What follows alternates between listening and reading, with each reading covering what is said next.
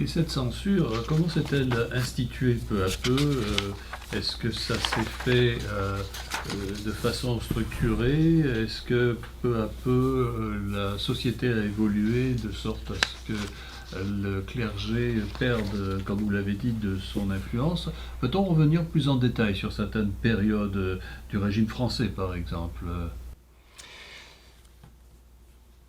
Le régime français est un cas très particulier de censure. Je l'ai appelé à l'époque une ère de censure casuelle, c'est-à-dire au cas par cas. Il ne faut pas s'imaginer un clergé organisé sous le régime français. D'ailleurs, il y a un seul évêque pour l'immensité du territoire. Il ne faut pas s'imaginer un clergé organisé et on sait très bien que il n'y a pas d'imprimerie. Au Québec, ce sera seulement en 1764 que la première imprimerie sera implantée. Alors, une censure casuelle qui s'attaque, comme on le peut, aux différents cas. Par exemple, le premier cas de censure connu, c'est contre l'Anticoton, un ouvrage contre les Jésuites, un jésuite en fait, et qui a été apparemment brûlé sur la place publique par les Jésuites.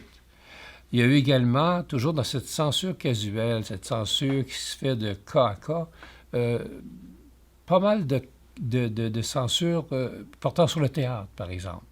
Bien évidemment, dans une population qui était, on ne dirait pas illettrée, mais peu alphabétisée, le théâtre était beaucoup plus dangereux que l'imprimé, et le théâtre a fait l'objet d'une surveillance un peu plus serrée de la part des autorités religieuses. Par exemple, Frontenac voulait monter la pièce de Molière Tartuffe en 1692-94 et Monseigneur de Saint-Vallier lui a interdit de le faire. Mais cette censure-là n'est pas organisée. Elle se fait, je le répète, au cas par cas. Arrive la conquête anglaise.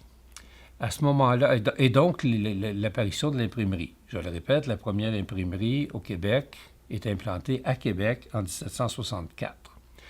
C'est donc le début surtout des journaux.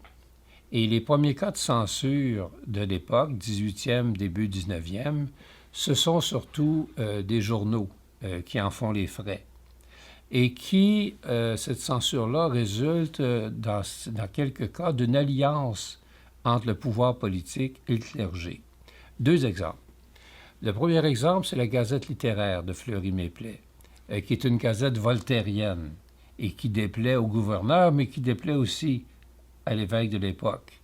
Alors les deux s'associent d'une certaine manière pour faire arrêter Méplet et Jotard, les emprisonner et saisir les presses. Un deuxième exemple de cette collusion politique-clergé, c'est le premier journal canadien-français. La Gazette littéraire de Méplet, c'était le premier journal français, parce que les deux participants, auteurs, propriétaires, étaient des Français.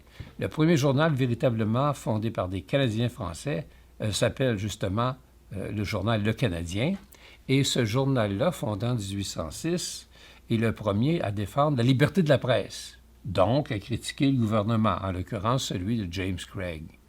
Tant et si bien qu'on assiste ici au deuxième cas important de censure qui va amener une collusion entre le clergé et le pouvoir politique.